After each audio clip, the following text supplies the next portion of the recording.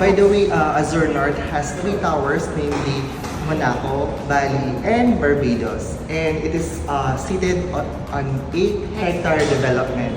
So per tower, we have 3 elevators and 1 service elevator that's accessible in the parking slot. So total of 4 elevators per tower. Since you've seen the beautiful amenities that Azure has to offer, if you wish to get a unit here in Azure, so we have available for sale here in Bali Tower, located at 20th floor, Unit 23. That's right. So this unit is a 27 square meter studio unit.